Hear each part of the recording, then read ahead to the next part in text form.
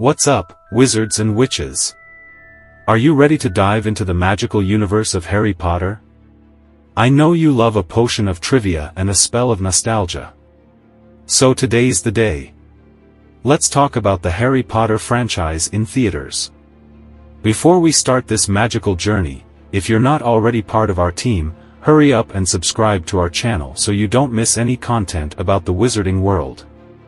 Now, grab your broomstick, your flue powder, and let's revisit Hogwarts together, remember epic duels and, of course, get emotional about our dear Harry's journey. It's going to be an incredible journey, so grab your broom and let's go. The phenomenal success of the Harry Potter books before they hit the big screen can be attributed to several factors. J.K. Rowling created an engaging and captivating narrative that mixed elements of fantasy, magic, adventure, and drama.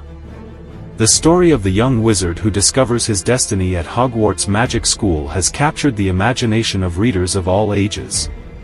The author has developed memorable and complex characters, each with their own characteristics and development arcs. Readers identified with and fell in love with the series' protagonists and antagonists. The books were released over several years, allowing the saga to gradually grow in popularity. This spacing between releases generated anticipation and expectation among fans. Word of mouth played a crucial role in the success. Enthusiastic readers shared the magic of Hogwarts with friends and family, contributing to the rapid expansion of the fan base. The Harry Potter universe inspired a very active fan culture. Online forums, themed events and discussion groups proliferated, creating a global community of fans who shared theories, art and enthusiasm for the series. The quality of Rowling's writing was essential. The author knew how to balance complex plot elements, creating a cohesive and intriguing magical world that fascinated readers. The success of the books provided a solid foundation for the release of the films. When the film adaptations arrived, there was already a huge fan base eager to see their favorite story come to life on screen, which only further amplified the Harry Potter phenomenon. Let's start with the first movie. Harry Potter and the Philosopher's Stone. Just imagine, you find out you're a wizard and you go to school on a train that looks like it's from another dimension. When you get there, Hogwarts is like a wizarding paradise, but you have to live with Malfoy and a potions teacher who seems to have an infinite supply of poison. Oh, and the Philosopher's Stone, which is more hotly contested than the last piece of pizza on the tour. And Fluffy, the three-headed dog? Mercifully, it's best to stay away from him. Harry, Ron and Hermione form the best trinity since bacon, and Dumbledore is like the craziest grandpa you ever wanted. Together, they face crazy puzzles, lively chess matches and, of course, the mega-villain Voldemort. In the end, spoiler alert, Harry gets the better of Voldemort and everyone returns home safe and sound. The only problem is that now, if you think your life is a bit dull, you'll be thinking, man, Hogwarts would be so much better, wouldn't it?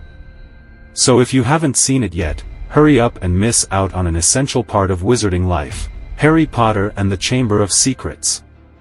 The story begins with Harry on vacation at the Weasleys' house, and people, they have a flying car. Someone call the flying Uber, because I'm in.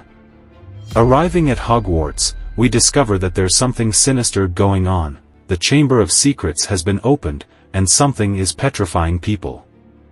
I mean, seriously, what's wrong with this school that something crazy happens every year? Oh, and Dobby, the house elf, is the king of spoilers. He warns Harry about the Chamber of Secrets, but with all that drama, no, Harry, don't go back to Hogwarts.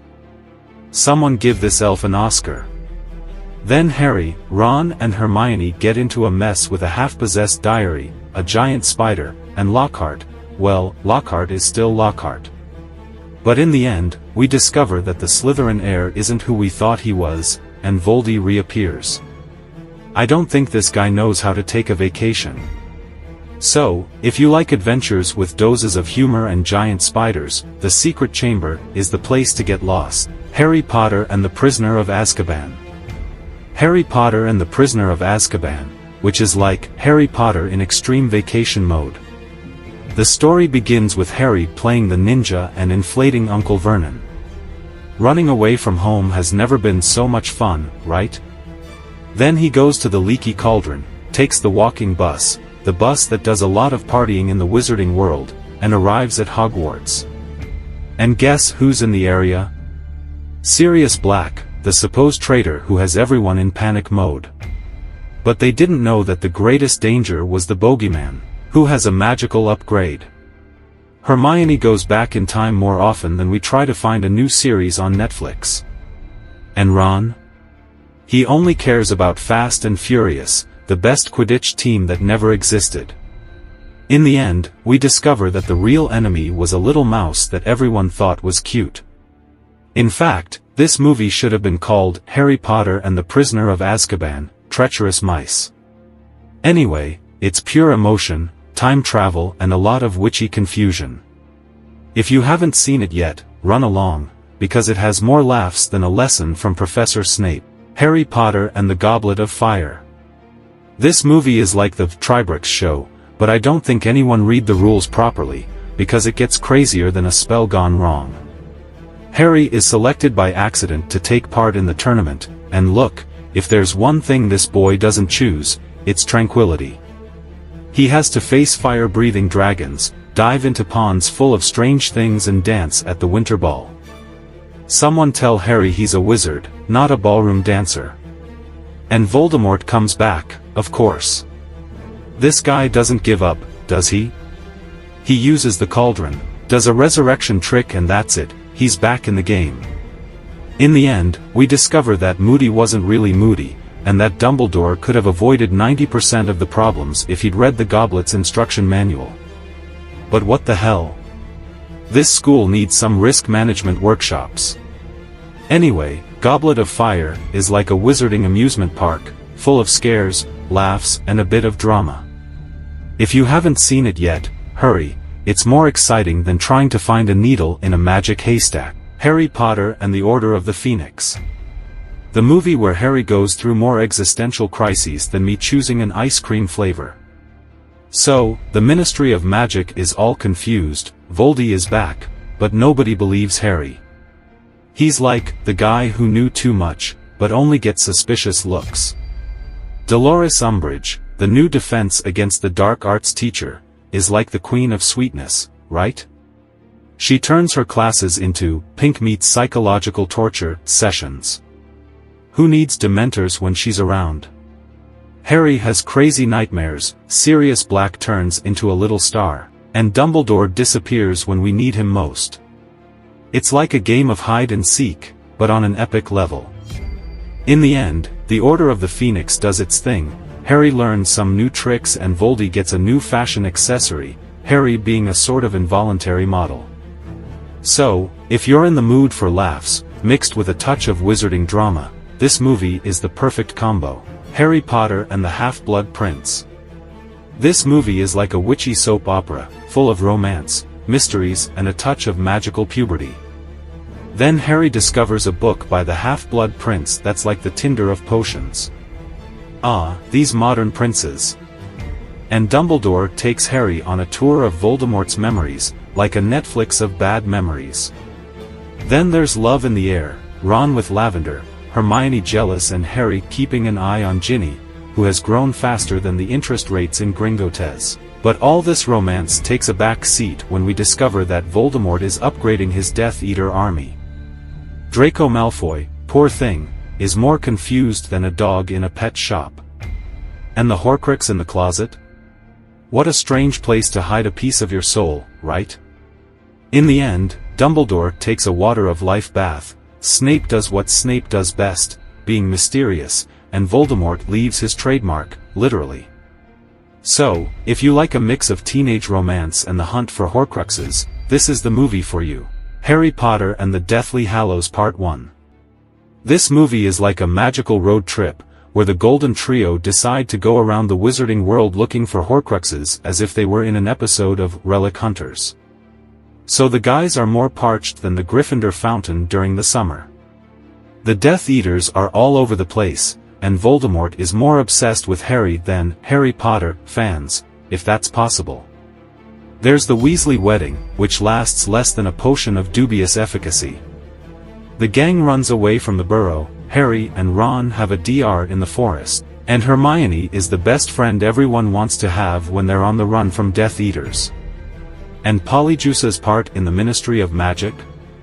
It's like the craziest plan ever, but who needs logic when you've got Polyjuice and a peephole? Dobby comes back to remind us that tears are Muggle things, but we cry anyway. And, in the end, Harry, Ron and Hermione are more lost than first graders in Diagon Alley.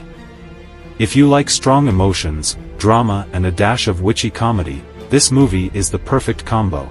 Harry Potter and the Deathly Hallows Part 2. It's time for the final showdown, epic duels and, of course, a few tears, or many, who's counting? So, Harry, Ron and Hermione continue the journey of the Horcruxes, and Hogwarts is looking more like a Death Eater summer camp. But nothing a good game of human chess and a giant snake can't solve, right? Neville Longbottom, who has always been a bit clumsy, is more heroic than Harry himself. And Molly Weasley, in the "Not My Daughter, You Be" witch scene. That woman is a legend, she deserves a Mother of the Year cup at Hogwarts. The final battle is like a fireworks display, but with more spells and fewer oohs and ahs. And Harry finally understands what Dumbledore meant by, "Our choices show who we really are." But wait, there's a surprise guest in the middle of the forest. Snape, the master of faces and potions, finally has his moment of redemption. R.I.P. Snape, the real MVP. And, of course, the epilogue with the children is already a sort of, where are they now, for wizards. Everyone married, with children and, frankly, still waiting for my Hogwarts letter. If you haven't seen it yet, get ready for the most emotional farewell in wizarding history. And that's it, witches and muggles. I hope you enjoyed this broomstick ride through the Harry Potter saga in theaters. It was a journey of laughter, tears, and lots of magic. If you're not already part of our witchy community, don't waste any time. Subscribe to the channel to keep up to date with all the magical news to come. Now, in the comments, I want to know, what other movie franchise would you like to see reviewed here? Go ahead and make your suggestions, because the magic never stops. Thank you all for your company and until the next adventure in the world of cinema.